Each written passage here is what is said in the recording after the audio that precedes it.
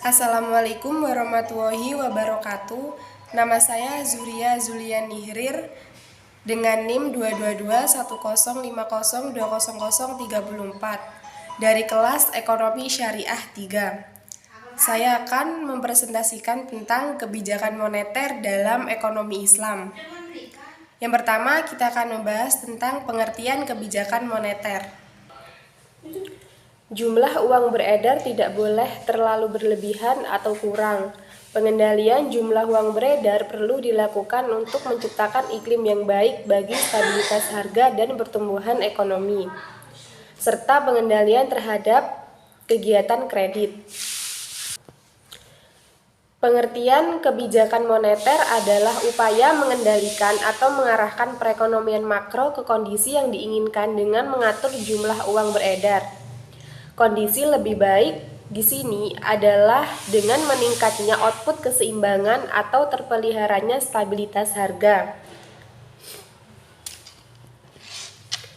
Kebijakan moneter dibagi menjadi dua, yaitu kebijakan moneter yang bersifat kuantitatif dan kebijakan moneter yang bersifat kualitatif. Selanjutnya kita akan membahas tentang prinsip-prinsip kebijakan moneter dalam ekonomi Islam. Kebijakan moneter dalam Islam berpijak pada prinsip-prinsip dasar ekonomi Islam. Yang pertama, kekuasaan tertinggi adalah milik Allah dan Allah lah pemilik yang absolut. Yang kedua, manusia merupakan pemimpin atau khalifah di bumi, tetapi bukan pemilik sebenarnya.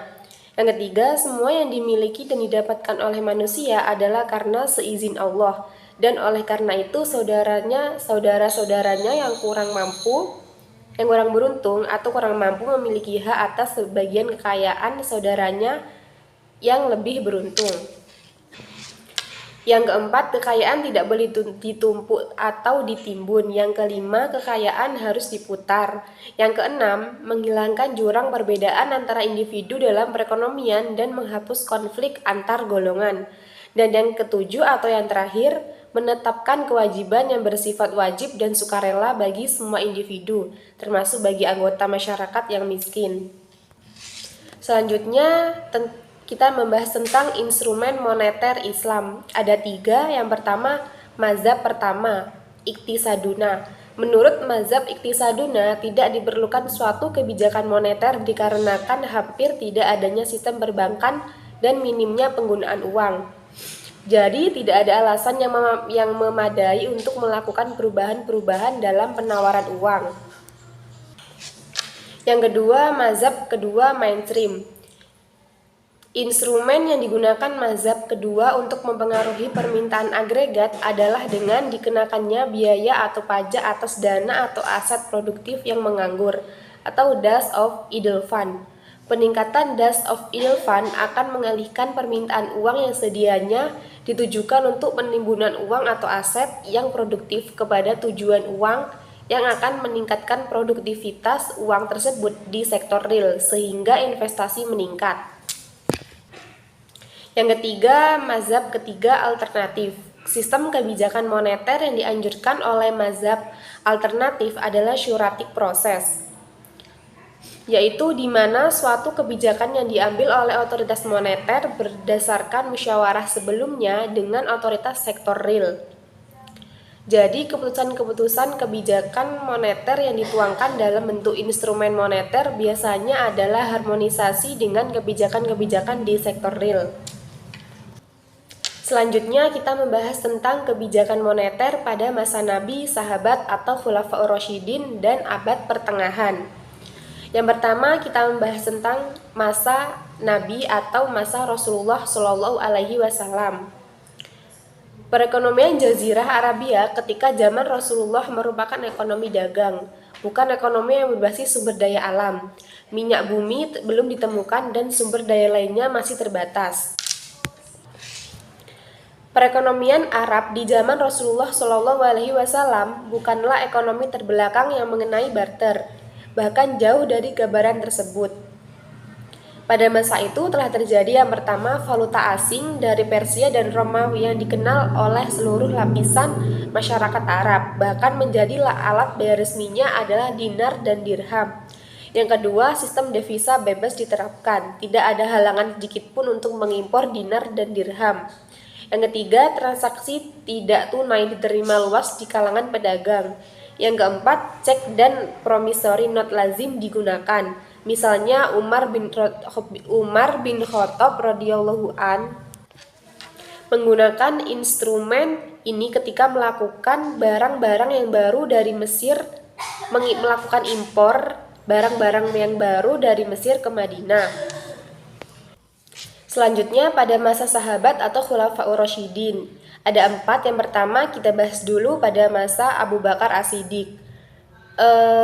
Khalifah Abu Bakar As-Siddiq melaksanakan kebijakan moneternya ada 2, yaitu perkembangan pembangunan Baitul Mal dan penanggung-jawaban Baitul Mal dan penerapan konsep balance budget policy pada Baitul Mal atau prinsip kesamarataan, yakni memberikan jumlah yang sama kepada semua sahabat dan tidak membedakan antara sahabat, budak, dan orang merdeka, bahkan antara pria dan wanita. Selanjutnya pada masa Umar bin Khattab, yaitu yang pertama reorganisasi Baitul Mal dengan memberikan Diwan Islam yang pertama yang disebut dengan Al-Divan, atau sebuah kantor yang ditujukan untuk membayar tunjangan-tunjangan angkatan perang dan pensiunan dan tunjangan-tunjangan lainnya. Yang kedua, adanya gagasan spektakulernya tentang pembangunan uang dari kulit unta agar lebih efisien. Yang ketiga, stabilitas nilai tukar emas dan perak terhadap mata uang dinar dan dirham. Selanjutnya pada masa Utsman bin Affan. Beberapa kebijakan Utsman bin Affan diantaranya yang pertama, pembangunan pengairan, pembentukan organisasi kepolisian untuk menjaga keamanan perdagangan, lalu pembangunan gedung pengadilan guna penegakan hukum, dan kebijakan pembangunan lahan luas milik Raja Persia kepada individu dan hasilnya mengalami peningkatan. Bila dibandingkan pada masa Umar, dari 9 juta menjadi 50 juta dirham. Selanjutnya pada masa Ali bin Abi Thalib, yaitu yang pertama pendistribusian yang ada pada Baitul Mal. Ali mengeluarkan semua tanpa ada cadangan dengan prinsip pemerataan distribusi uang rakyat. Yang kedua, pengeluaran angkatan laut dihilangkan. Yang ketiga, adanya kebijakan pengetatan anggaran. Dan yang terakhir, mencetak mata uang sendiri atas nama pemerintahan Islam, di mana sebelumnya menggunakan mata uang Romawi dan Persia. Selanjutnya pada masa abad pertengahan, yaitu Daulah Umayyah. Yang pertama pada masa Khalifah Muawiyah bin Abi Sufyan. Muawiyah bin Abi Sufyan adalah pendiri Daulah Umayyah. Karir politiknya bermula ketika ia menjabat sebagai gubernur Syam pada masa Umar bin Khattab dan berlanjut di beberapa daerah yang dimenangkannya pada masa Utsman bin Affan, seperti Romawi dan Siprus. Sistem pemerintahannya bersifat monarki.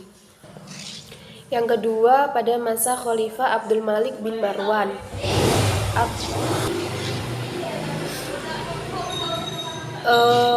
Abdul Malik bin Marwan memulai karir politiknya sebagai gubernur kota Madinah pada masa Muawiyah.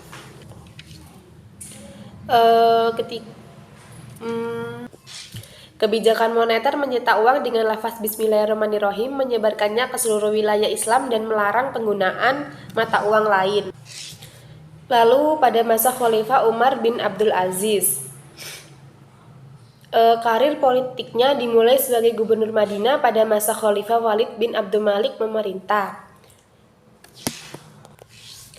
Pada zaman Sulaiman bin Abdul Malik memerintah, beliau dilantik menjadi menteri kanan dan penasihat utama khalifah. Ia menerapkan sistem keadilan dimulai dari dirinya sendiri dan keluarganya dengan menyerahkan harta kekayaan pribadi dan keluarganya ke Baitul Mal. Selanjutnya, Daulah Abbasiyah yang pertama pada masa Khalifah Abu Ja'far al-Mansur. Abu Ja'far al-Mansur menjabat Khalifah kedua Bani Abbasiyah menggantikan saudaranya Abul Abbas As-Saffah. Abu Ja'far al-Mansur adalah putra Muhammad bin Ali bin Abdullah bin Abbas bin Abdul Muthalib. Khalifah Abu Ja'far al-Mansur membangun kota Baghdad menjadi pusat pemerintahan dan meletakkan dasar-dasar ekonomi dan keuangan negara dengan baik dan terkendali.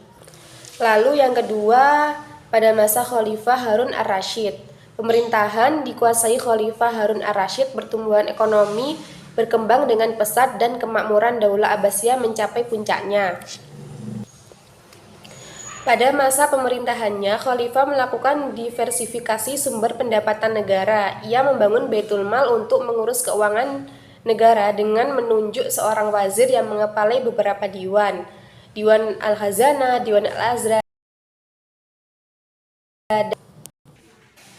Sekian presentasi dari saya. Bila ada salah kata, saya mohon maaf. Wassalamualaikum warahmatullahi wabarakatuh.